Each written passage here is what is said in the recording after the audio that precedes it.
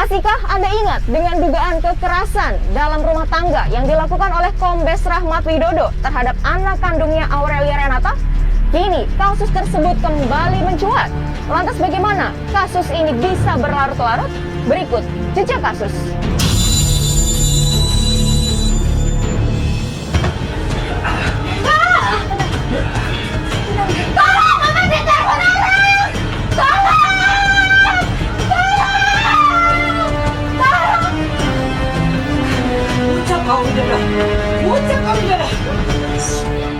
Anda masih ingat dengan rekaman suara yang sempat viral di media sosial pada medio 2020 silam?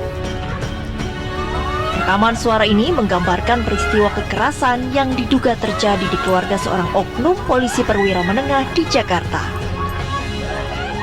Sang ayah, ibu dan anaknya diduga terlibat cekcok dan berakhir dengan kekerasan fisik.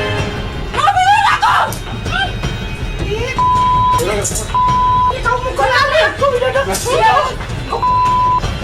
Kau Widodo, kau pukul anakku. Kamu orang tua? Orang tua. Aku balik ya, Mas. Rekam Nil, hadir. Ya, aku ada beberapa malam ini.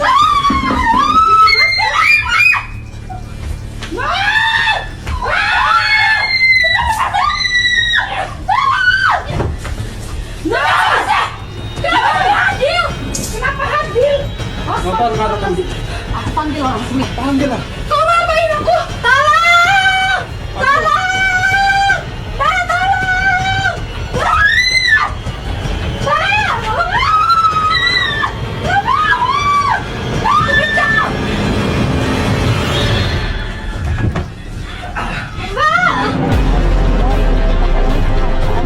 Pasca kejadian, sang anak mengunggahnya ke media sosial.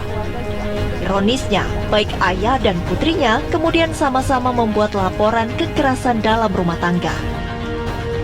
Sang putri kini bahkan ditetapkan sebagai tersangka, serupa dengan sang ayah. Keduanya sudah kami proses secara hukum untuk terlapor RW, sudah tahap 2 sudah kita serahkan ke kejaksaan. Kemudian untuk yang tersangka A dan H sudah kita limpahkan ke kejaksaan. Demikian, terima kasih. Dan kalau yang terlapor A sebagai apa dan terlapornya apa dan tuduhannya? Sama, KDRT kemudian pasal 351 juga. Oh, jadi dua-duanya Ya. KDRT laporan? Ya. Oke, terima kasih.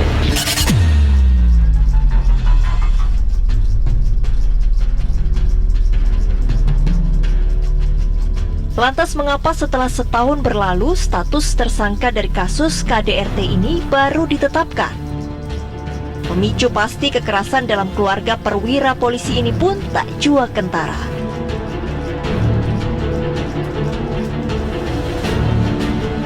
Dikabarkan sebelum insiden pada Juli 2020 itu, perangai sang perwira mulai berubah dan tak jarang bersikap kasar terhadap anggota keluarganya sendiri.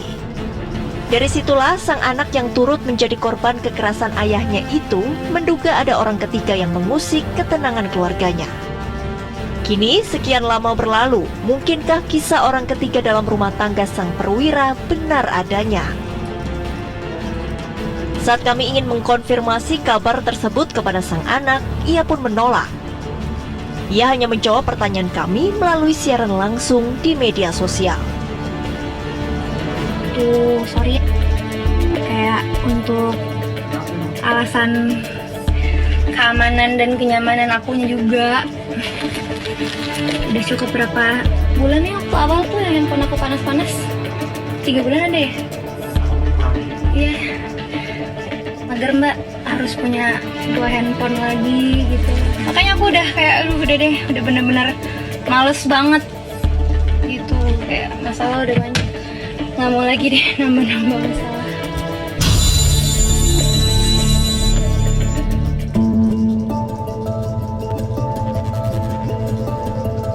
Sejatinya, sebelum berlanjut ke ranah hukum, polisi sempat mencoba proses mediasi untuk konflik antara ayah dan anak ini.